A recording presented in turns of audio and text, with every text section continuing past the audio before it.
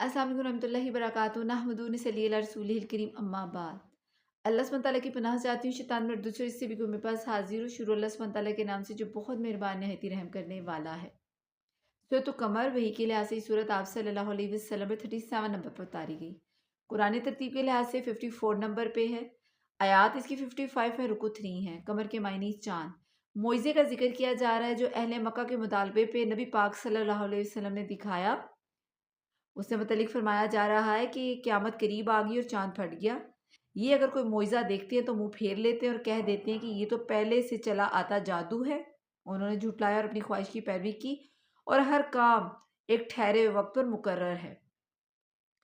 यहाँ पे हदीस मुबारक में फरमाया जा रहा है, सही बुखारी की हदीस मुबारक है कि चाँद के 2 टुकड़े हो गए, हत्ता कि लोगों ने हिरा को उसके दरमियान देखा, यानी उसका एक टुकड़ा पहाड़ के इस तरफ और एक टुकड़ा इस तरफ हो गया। और ये यानी कि ईमान लाने के बजाय इन्होंने इसको जादू करार दिया और एराज़ किया। यानी कि कुफ़ार मक्का की तकज़ीब, यानी कि हर काम की एक इंतहा है, वो काम अच्छा हो या बुरा, बिल आखिर उसका नतीजा निकलेगा। अच्छे काम का अच्छा और बुरे काम का बुरा। और इस नतीजे का ज़हूर दुनिया में भी हो सकता है और अल्लाह की मैशियत से, यानी कि आखिरत में तो यकीनी है ही है। फिर इसी तरह फरमाया जा रहा है, यकीनन इनके पास वो खबरें आ चुकी हैं जिनमें डांट डपट है। यानी पहली जो उम्मतें जिनको हलाक किया गया है, जिन्होंने तकज़ीब की, उनमें इबरत व नसीहत के पहलू हैं और कोई इनसे सबक हासिल करके शिर्क व मासियत से बचना चाहे तो बच सकता है। यानी कि उन वाक़यात का जो ज़िक्र किया जा रहा है, तो अगर बचना चाहे तो बच सकता है और कामिल अक़ल की बात है, लेकिन उन डरावनी बातों ने भी कुछ फ़ायदा ना दिया। बस है नबी, तुम उनसे एराज़ करो जिस दिन एक पुकारने वाला नागवार चीज़ की तरफ पुकारेगा। ये झुकी आंखें कब्रों से इस तरह निकल खड़े होंगे कि गोया वो टिड्डी फैला हुआ दिल, यानी कि फैला हुआ टिड्डी दिल कब्रों से यानी कि निकल के इस तरह फैलेंगे कि हिसाब की तरफ इस तरह निहायती तेज़ी से जाएंगे गोया टिड्डी दिल जो आनन फानन फिजा में यानी कि फैल जाता है। फिर इसी तरह फरमाया जा रहा है, पुकारने वाले की तरफ दौड़ते होंगे और काफिर कहेंगे कि ये दिन तो बहुत सख्त है। उनसे पहले कौम नूह ने भी हमारे बंदे को झुठलाया था और दीवाना बतलाकर झड़क दिया था। बस उसने अपने रब से दुआ की कि मैं बेबस हूँ, तू मेरी मदद कर।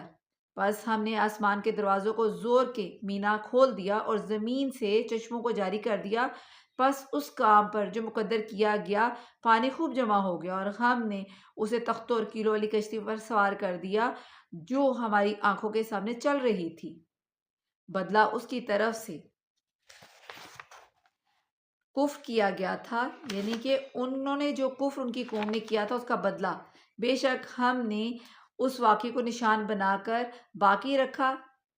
बस कोई है नसीहत हासिल करने वाला? बताओ मेरा अज़ाब और मेरा डराने वाली बातें कैसी रहीं। कौम नूह का यहाँ जिक्र किया गया। इसी तरह कफ़ार ने आप सल्लल्लाहु अलैहि वसल्लम को दीवाना कहा। सूरह कल्म दूसरी वही में आयत 2 में फरमाया गया, अल्लाह सुब्हानहू तआला ने फरमाया कि तू अपने रब के फजल से दीवाना नहीं। फिर इसी तरह सूरह तकवीर में जो वही के लिहाज से 7 नंबर पे है, उसकी आयत 22 में फरमाया गया कि अल्लाह सुब्हानहू तआला ने कहा कि तुम्हारा जो दोस्त है ये दीवाना नहीं। फिर इसी तरह सूरह हिज्र में काफरों ने कहा कि ए वो शख्स जिस पर कुरान नाजिल हुआ, तू तो मजनून है, दीवाना है। अल्लाह अकबर। यहाँ पे कौम नूह का जिक्र किया गया आयत 9 से लेके आयत 16 में, और फिर कैसे अल्लाह ने उन पे अजाब नाजिल किया।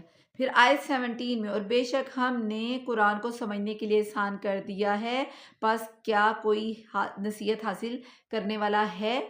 ये आयत सूरह कमर की आयत 17 इस सूरत में 4 दफ़ा दोहराई गई।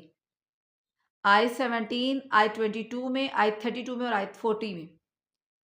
और बेशक हमने कुरान को समझने के लिए आसान कर दिया है, बस क्या कोई नसीहत हासिल करने वाला है। फिर कौम आद का जिक्र किया गया, कौम आद ने भी झुटलाया, बस कैसा हुआ मेरा अजाब और मेरे डराने वाली बातें। हमने उन पर तेज़ व तंद मुसलसल चलने वाली हवा, यानी कि एक मनूस दिन में भेज दी जो लोगों को उठा उठा कर पटकती थी, गोया कि वो जड़ से कटे हुए खजूर के तने हैं। बस कैसी रही मेरी सज़ा और मेरा डराना। फिर फरमाया जा रहा है, यकीनन हमने कुरान को नसीहत के लिए आसान कर दिया, پس کیا ہے کوئی نصیحت پکڑنے والا؟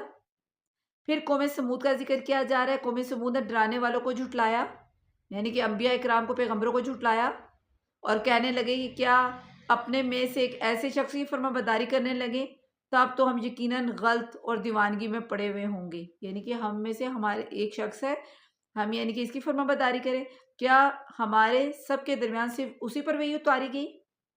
نہیں، بلکہ وہ جھوٹا اور شیخی خور ہے۔ اللہ اکبر۔ اب سب جان لیں گے کہ کل کے کہ کون جھوٹا ہے اور کون شیخی خور ہے۔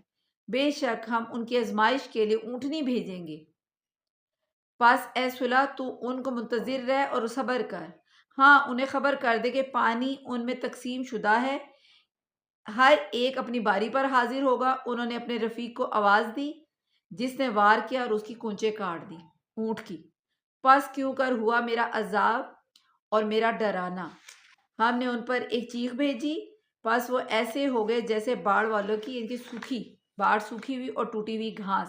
اور ہم نے نصیحت کے لیے قرآن کو آسان کر دیا، پس کیا ہے کوئی جو نصیحت پکڑے؟ آیت 32 میں پھر ذکر کیا گیا کہ قرآن پاک اللہ سبحانہ وتعالیٰ کی طرف سے نبی پاک صلی اللہ علیہ وسلم پر یہ کتاب اتارے گی تمام جہان والوں کے لیے وعظ و نصیحت، جو اس سے ہدایت حاصل کرنا چاہے۔ آسان کر دیا قرآن پاک کو، پس کیا کوئی ہے نصیحت حاصل کرنے والا؟ پھر اسی طرح آگے ذکر کیا جا رہا ہے قوم لوط کا۔ قوم لوط نے بھی ڈرانے والوں کی تکذیب کی، بے شک ہم نے ان پر پتھر برسانے والی ہوا بھیجی، سوائے آل لوط کے، انہیں ہم نے سحر کے وقت نجات دے دی، یعنی کہ صبح کے وقت۔ اپنے احسان سے ہر شکر گزار کو ہم اسی طرح بدلہ دیا کرتے ہیں۔ یقیناً لوط نے انہیں ہماری پکڑ سے ڈرایا تھا، لیکن انہوں نے ڈرانے میں شک کیا، اور لوط کو یعنی کہ لوط کو اس کے مہمانوں کے بارے میں پھسلایا، پس ہم نے ان کی آنکھیں اندھی کر دی اور کہہ دیا میرا عذاب اور میرا ڈرانا چکھو۔ اور یقینی بات ہے کہ انہیں صبح سویرے ہی ایک جگہ پکڑنے والے مقرر عذاب نے غرق کر دیا، ان کو غارت کر دیا گیا عذاب نے، دردناک عذاب۔ پس میرا عذاب اور میرے ڈراوے کا مزہ چکھو۔ اور یقیناً ہم نے قرآن کو نصیحت، وعظ و نصیحت کے لیے آسان کر دیا، پس کیا کوئی ہے نصیحت پکڑے؟ اور فرعونیوں کے پاس بھی ڈرانے والے آئے۔ فرعونیوں کا بھی ذکر کیا جا رہا ہے، انہوں نے ہماری تمام نشانیاں جھٹلائیں، پس ہم نے انہیں بڑے غالب قوی پکڑنے والے کی طرح پکڑ لیا۔ اے قریشیو، کیا تمہارے کافر ان کافروں سے کچھ بہتر ہیں؟ یا تمہارے لیے اگلی کتابوں میں چھٹکارا لکھا ہوا ہے؟ یا یہ کہتے ہیں کہ ہم غالبہ پانے والی جماعت ہیں؟ ان قریب یہ جماعت شکست دی جائے گی اور پیٹ دے کر بھاگے گی۔ پھر اسی طرح فرمایا جا رہا ہے بلکہ قیامت کی گھڑی ان کے وعدے کا وقت ہے، اور قیامت بڑی سخت اور کڑوی چیز ہے، بے شک گنہگار گمراہی میں ہے اور عذاب میں ہے۔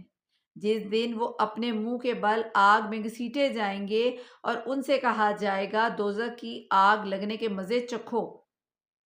بے شک ہم نے ہر چیز کو ایک مقرر اندازے پر پیدا کیا ہے، اور ہمارا حکم صرف ایک دفعہ ہی ہوتا ہے، جیسے آنکھ کا چپکنا، جیسے ان کی پلک جو ہماری چپکتی ہے ایسے۔ اور ہم تمہارے کتنے ہی یعنی کہ ہم شریکوں کو ہلاک کر چکے، یعنی کہ اس طرح کے جو لوگ ان کو ہلاک کر چکے، پاس کوئی ہے نصیحت حاصل کرنے والا؟ جو کچھ انہوں نے اعمال کیے سب نامہ اعمال میں لکھے ہوئے ہیں، اسی طرح ہر چھوٹی بڑی بات بھی لکھی گئی ہے۔ یقیناً ہمارا ڈر رکھنے والے جنتوں اور نہروں میں ہیں، راستی اور عزت کی بیٹھک میں ہیں، قدرت والے بادشاہ کے پاس۔ اللہ اکبر۔